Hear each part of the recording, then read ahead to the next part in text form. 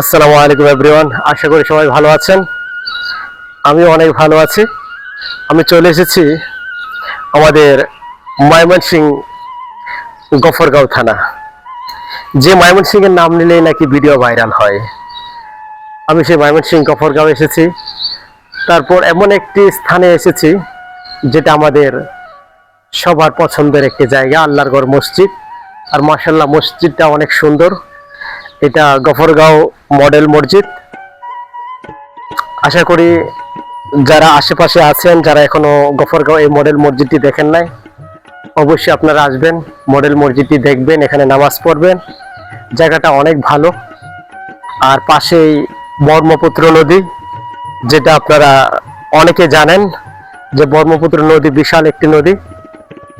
তার পাশেই কিন্তু সেই গফরগাঁও মডেল মসজিদ।